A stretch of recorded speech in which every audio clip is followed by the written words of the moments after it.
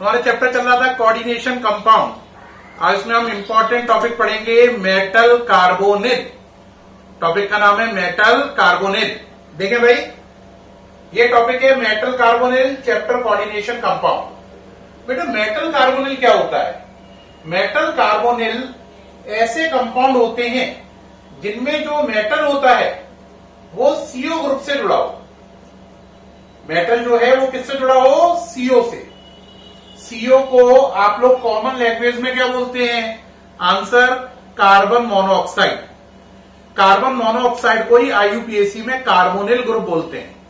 तो जब मेटल और कार्बोनिल ग्रुप के बीच में डायरेक्ट बॉन्ड हो, यानी जब डायरेक्ट बॉन्ड हो मेटल और सीओ के कार्बन के बीच में, सीओ मतलब कार्बन मोनोऑक्साइड, तो जब मेटल और सीओ ग्रुप के कार्बन के बीच में डायरेक्ट बॉन्ड हो तो ऐसे कंपाउंड को मेटल कार्बोनिल का दर्जा देते हैं।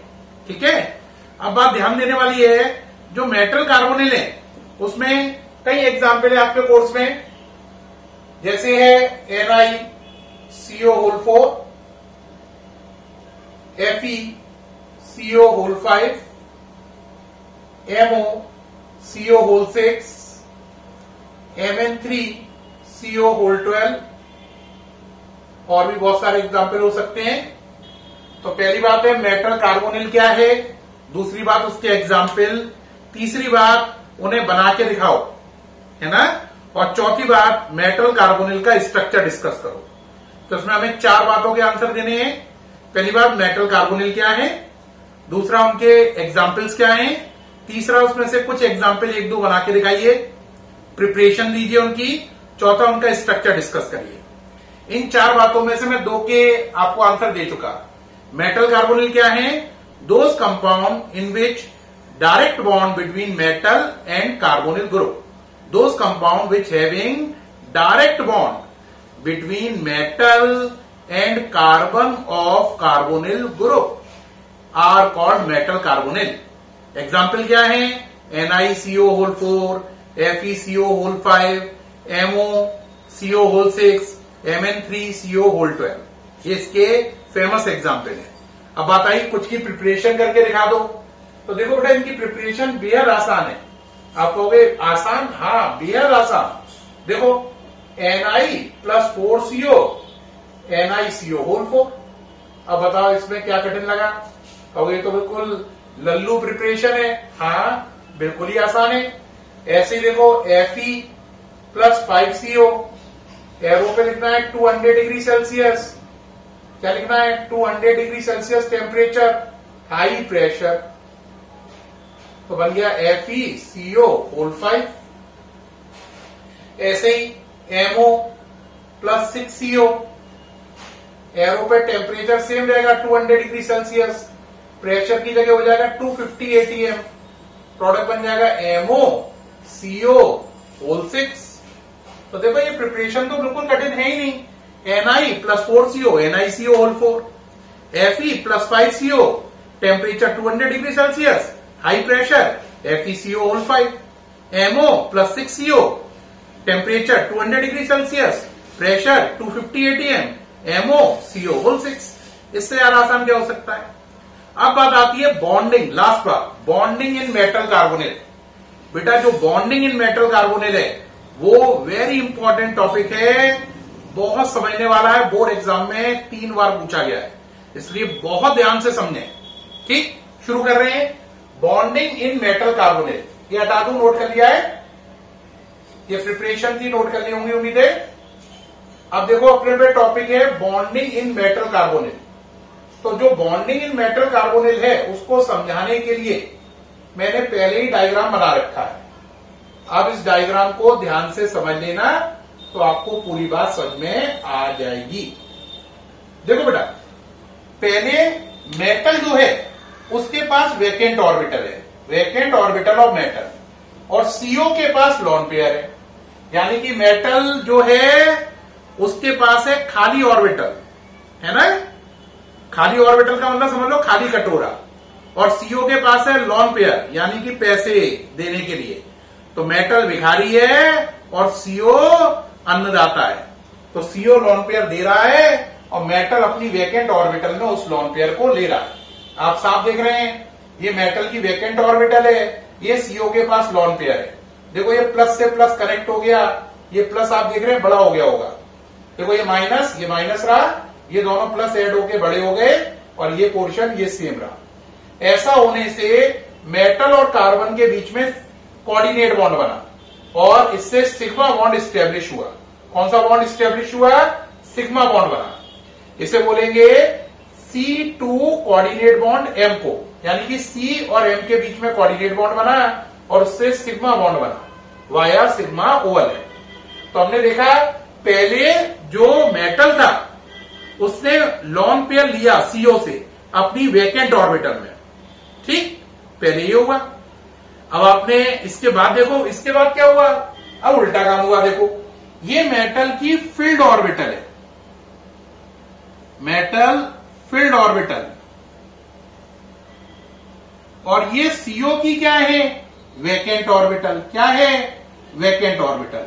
यानी अब ऊपर से बिल्कुल उल्टा हो गया है। जो पहले भिखारी था अब वो दाता बन गया और जो दाता था वो भिखारी बन गया। यानी दिनों का फेर है, उल्टे काम हो गए। अब देखो यहां पर मेटल लोन पेयर देगा और CO लोन पेयर लेगा। यहां पर उल्टा काम हो रहा है। अब आप देखें यहां पर ध्यान से देखो, ये प्लस है, ये प्लस है, तो ये दोनों प्लस जुड़ गए। ये देखो ये प्लस बड़ा हो गया, ये माइनस है, दोनों लोग जुड़ गए और ये माइनस बड़ा हो गया। चेक करें, मैच करें, माइनस प्लस नजर आए? ये दोनों प्लस जुड़कर ये बना, ये दोनों माइनस जुड़कर ये बना, है ना? तो ये भी खत्म हो गया। ये रहा, ये रहा। पूरी बात क्लियर हुई या नहीं? एक बार दोबारा रिपीट करो। ये दोनों है, ये दोनों मिलकर ये है, ये दोनों मिलकर ये है, और ये सारा है। तो यहां पर M और C के बीच में कोऑर्डिनेट बॉन्ड बन रहा है, लेकिन उल्टा है। पहले C लोन पेयर दे रहा था M को, अब M लोन पेयर दे रहा है C को। इसलिए देखो एरो की डायरेक्शन उल्टी हो गई है, रिवर्स हो गई है। जो लोन पेयर देता है उसकी तरफ टेल रहती है और जो लेता है उसकी तरफ हेड आता है। तो यहाँ पे C लोन पेयर दे रहा है, M ले रहा है। यहाँ पे उल्टा हो गया है, M की तरफ टेल है, C की तरफ हेड है। इसका मतलब ये लोन पेयर दे रहा है और ये लोन पेयर ले रहा है। ऊपर सिग्मा बॉन्ड बना था, नीचे कौन सा बॉन्ड बनेगा? Pi bond. तो इस तरीके से हमने देखा जो पहले मेटल CO से लोन पेयर ले रहा था, कह रहा था दे दो भैया, भगवान के नाम पे एक लोन पेयर दो। अब वो लोन पेयर पहले ले रहा था मेटल, अब दे रहा है। तो इस कंडीशन को बोलते हैं केमिस्ट्री में, इसके लिए एक पर्टिकुलर वर्ड है सिनर्जिक इफेक्ट। क्या वर्ड है? Synergic effect. सिनर्जिक इफेक्ट का मतलब ये होता है जो चीज पहले अपनी वैकेंट ऑर्बिटल में दूसरे से लोन पेयर ले, वो फिर दूसरी चीज को अपना लोन पेयर प्रोवाइड करे। लेकिन इस बात को एक एग्जाम्पल से समझना, सिनर्जिक इफेक्ट को, वरना आप कंफ्यूज हो जाओगे। आप कहोगे वो कैसे?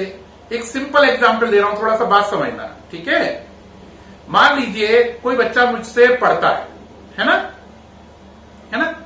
अब वो बच्चा पढ़ता है तो मुझे फीस देता है X रुपए। कितने देता है? X। तो फीस किसने दी? बच्चे ने।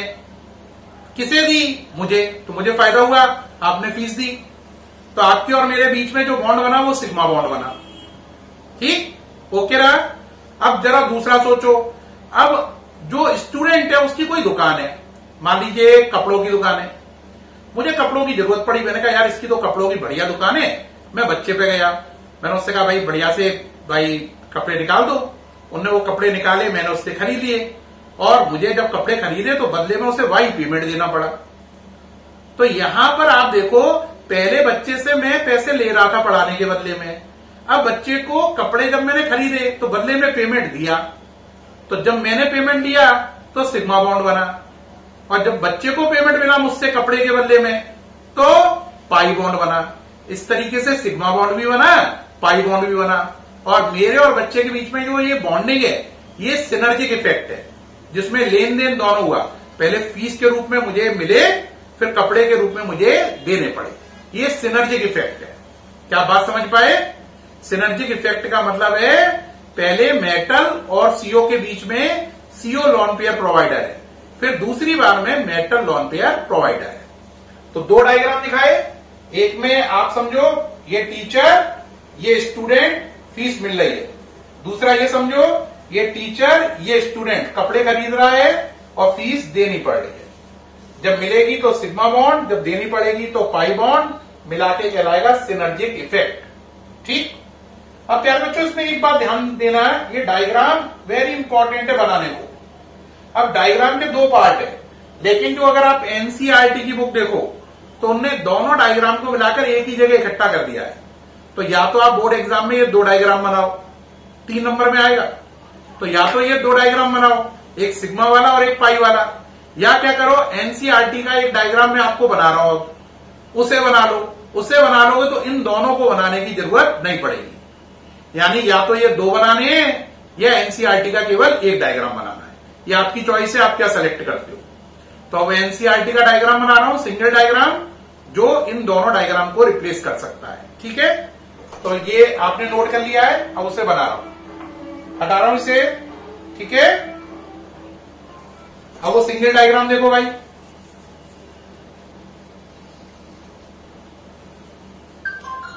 सिंगल डायग्राम देखना बेटा, यहां पे लिया हमने मेटल। क्या लिया? मेटल। ये उसकी ऑर्बिटल आ रही हैं, दोनों काम दिखाने हैं, सिग्मा बी और पाई बी। सिग्मा और पाई दोनों चीजें हमें यहां पर शो करनी है। ठीक है, अब देखो यहां पे लिया सीओ,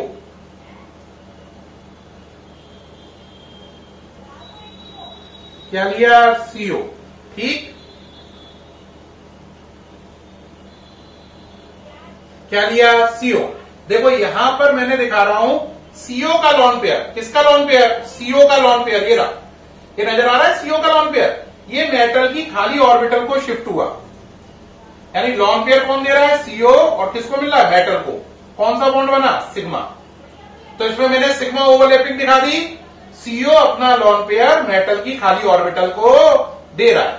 अब यहां पे मेटल का लॉन पेयर है, ये सीओ की खाली ऑर्बिटल को शिफ्ट हो रहा है ना। इससे बॉन्ड जो बनेगा वो बनेगा पाई बॉन्ड। कौन सा बनेगा? पाई ओवरलैप। तो इसमें हम देख रहे हैं एक तरफ सीओ अपना लॉन पेयर मेटल की खाली ऑर्बिटल को दे रहा है और दूसरी तरफ मेटल अपना लॉन पेयर सीओ की खाली ऑर्बिटल को दे रहा है। जब सीओ लॉन पेयर देगा तो बनेगा सिग्मा बॉन्ड, जब मेटल लॉन पेयर देगा तो बनेगा आपका पाई बॉन्ड। इस तरीके से सिग्मा ओवरलैपिंग, पाई ओवरलैपिंग दोनों को हम एक ही डायग्राम में दिखा सकते हैं। ये डायग्राम है, ये एनसीईआरटी व्यू है। अगर आप इसे बना लें तो उन दोनों डायग्राम को आप लेफ्ट कर सकते हैं। ये एनसीईआरटी का है, जिसमें एक साथ सिग्मा और पाई बॉन्ड का बनना दिखाया गया है। ऊपर भी पाई है, पाई बॉन्ड आधा ऊपर बनता है, आधा नीचे बनता है। ये दोनों ही पाई बॉन्ड है। पाई बॉन्ड जो होता है ना, वो कैसा बनता है? आधा ऊपर की तरफ कैसा होता है? पाई। दो बॉन्ड होते हैं, सिग्मा और पाई।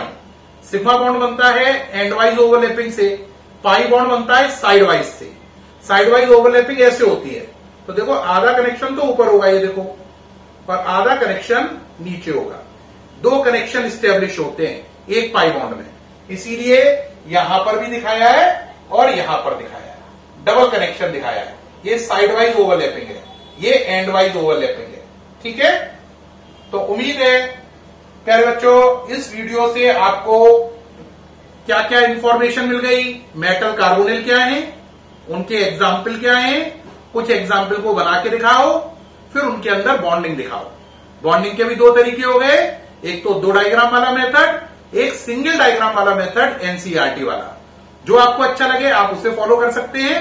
दोनों के नंबर में कोई अंतर नहीं पड़ेगा, कोई दो डायग्राम बनाए या एक बनाए, बोर्ड एग्जाम में नंबर उसे सेम मिलेंगे, आपकी चॉइस पर है। उम्मीद है इस वीडियो से आपको मेटल कार्बोनिल के ऊपर पूरी डिटेल जानकारी हो गई होगी। अगर ये वीडियो बहुत अच्छा लगा हो प्लीज कॉम्प्लीमेंट करें।